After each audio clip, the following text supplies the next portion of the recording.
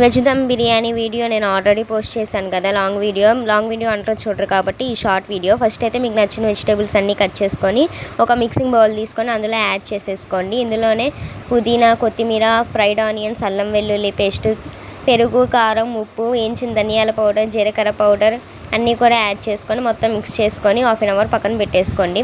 తర్వాత half an hour తర్వాత ఒక ప్యాన్లో నెయ్యి, ఆయిల్ రెండు మిక్స్ చేసుకొని ఈ కర్రీ కూడా యాడ్ చేసేసుకొని అడుగు అంటకుండా కొద్దిగా వాటర్ యాడ్ చేసుకొని మొత్తం కర్రీ కూడా ఉడికిచ్చేసుకోండి. కర్రీ రెడీ అయిపోయిన తర్వాత పక్కన పెట్టేసుకొని నెక్స్ట్ ఇక్కడ రైస్ కుక్ చేసుకోవడానికి వాటర్లో salt, fried onions, biryani spices, అలాగే ఒక నిమ్మక చెక్క, కొద్దిగా అల్లం వెల్లుల్లి పేస్టు, కొత్తిమీర, అలాగే కొద్దిగా నెయ్యి కూడా యాడ్ చేసుకొని మొత్తం కూడా ఎసరు కాగనివ్వండి. మొత్తం ఎసరు మరిగిన తర్వాత హాఫ్ అన్ అవర్ నానబెట్టుకున్న బాస్మతి రైస్ వేసుకొని 80% మొత్తం రైస్ కూడా కుక్ చేసుకొని స్టవ్ ఆఫ్ చేసి పక్కన పెట్టుకొని నెక్స్ట్ అయితే ఇంకో బౌల్లో ఇక్కడ మనం కర్రీ రెడీ చేసుకున్నాం కాబట్టి ఆ కర్రీ తీసి పక్కన పెట్టేసుకోండి.